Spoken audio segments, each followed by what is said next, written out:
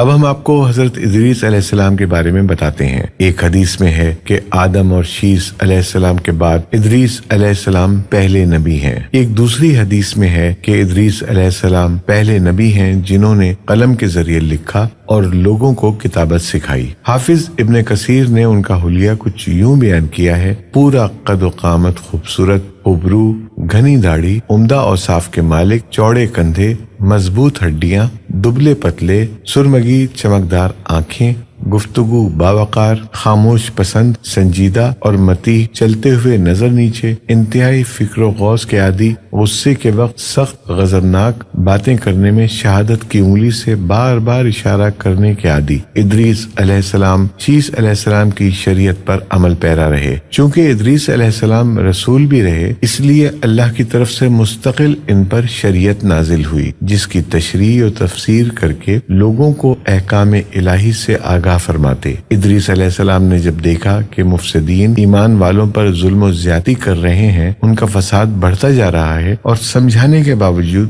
یہ لوگ باز نہیں آ رہے، تو انہوں نے اپنے پیروکاروں کو جہاد کا حکم دیا۔ ادریس علیہ السلام پہلے شخص ہیں جنہوں نے اللہ کے راستے میں جہاد کیا، غنیمتیں حاصل کی اور دشمنوں کو قیدی بنایا، لیکن غنیمتیں اور قیدی ان کے لیے حلال نہیں تھے۔ رسول اللہ صلی اللہ علیہ وسلم پہلے رسول ہیں جن کے لیے غنیمتیں حلال کی گئیں، لیکن یہ بات یقینی ہے کہ جہاد سب سے پہلے ادریس علیہ السلام نے کیا۔ انہوں نے جہاد کے لیے سب سے پہلے لشکر تیار کیا، پھر اس لشکر کو 2 حصوں میں تقسیم کیا۔ ایک حصہ پیادوں پر مشتمل تھا جبکہ دوسرا سواروں پر۔ چنانچہ بھرپور تیاری کے بعد ادریس علیہ السلام نے قابیل کی قوم پر چڑھائی کر دی۔ حق و باطل کے درمیان زبردست معرکے ہوئے۔ آخر کار ادریس علیہ السلام نے انہیں گھٹنے ٹیکنے پر مجبور کر دیا، ان کا بہت سا مال اسباب لوٹ لیا اور لوگوں کو قیدی بنا لیا۔ اللہ تعالیٰ نے ان تمام باتوں کا ذکر نہیں فرمایا، بلکہ اللہ نے ان کی سیرت کے بارے میں اپنی کتاب قرآن مجید میں اشارتاً ذکر فرمایا ہے۔ مثلاً سورہ مریم کی آیت 56 اور 57 میں ارشاد ہوتا ہے: اور اس کتاب میں ادریس کا بھی ذکر کر،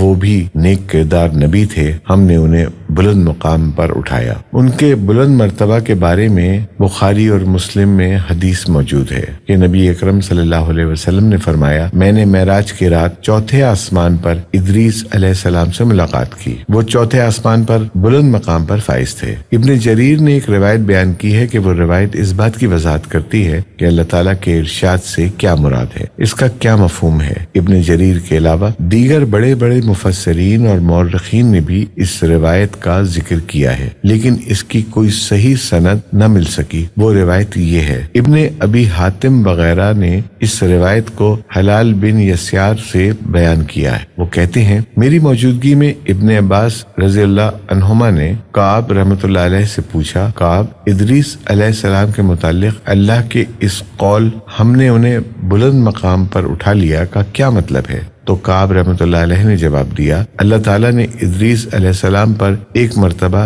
یہ وحی نازل فرمائی: اے ادریس، تمام اہل دنیا جس قدر روزانہ نیک عمل کریں گے اس سب کے برابر میں تجھے ہر دن اجر دوں گا۔ ادریس علیہ السلام نے یہ سنا تو انہیں خواہش محسوس ہوئی کہ میرے اعمال میں روز افزوں اضافہ ہو، اس لیے عمر کا حصہ طویل ہو جائے تو اچھا ہے۔ انہوں نے وحی الہی اور اپنے خیال کو ایک رفیق فرشتے پر ظاہر کر کے کہا: اس معاملے میں موت کے فرشتے سے گفتگو کرو تاکہ میں نیک اعمال کا زیادہ سے زیادہ وقت حاصل کر سکوں۔ اس فرشتے نے جب یہ سنا تو ادریس علیہ السلام کو بازوؤں پر بیٹھا کر لے اڑا۔ جب یہ 4تھے آسمان سے گزر رہے تھے تو موت کا فرشتہ زمین پر آنے کے لیے اتر رہا تھا، وہیں پہ دونوں کی ملاقات ہو گئی۔ دوست فرشتے نے موت کے فرشتے سے حضرت ادریس علیہ السلام کے بارے میں گفتگو کی۔ موت کے فرشتے نے دریافت کیا: ادریس علیہ السلام کہاں ہے؟ اس نے کہا: میری پشت پر۔ اس پر موت کا فرشتہ کہنے لگا: مجھے اللہ کی طرف سے یہ حکم ملا ہے کہ 4تھے آسمان پر ادریس علیہ السلام کی روح قبض کروں،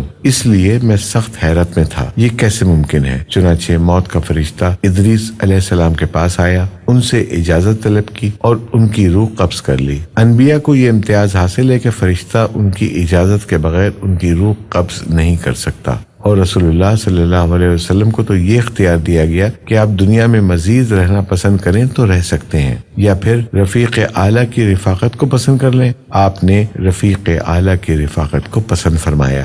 اس طرح ادریس علیہ السلام کی روح چوتھے آسمان پر قبض کی گئی، انہیں بھی عیسیٰ علیہ السلام کی طرح آسمان پر اٹھایا گیا۔ فرق یہ ہے کہ عیسیٰ علیہ السلام کی روح قبض نہیں کی گئی۔ یہ واقعہ نقل کر کے کعب رحمۃ اللہ علیہ فرماتے ہیں کہ اللہ تعالیٰ کے ارشاد کی تفسیر یہی ہے، لیکن درست بات یہ ہے کہ یہ اسرائیلی روایت ہے۔ ادریس علیہ السلام کی وفات ہو گئی تو کئی لوگ فساد میں اور بڑھ گئے، ان میں شر پھیل گیا، تاہم وہ توحید پر قائم رہے۔ بت پرستی کا ان سے کوئی شعور نہیں تھا۔ لوگ آدم علیہ السلام کی وفات کے 1000 سال بعد تک توحید پر قائم رہے، ان میں فسق و فجور ضرور تھا مگر شرک نہیں تھا۔ اللہ تعالیٰ کے اس ارشاد غرض لوگ ایک ہی امت کے تھے کا یہی مطلب ہے۔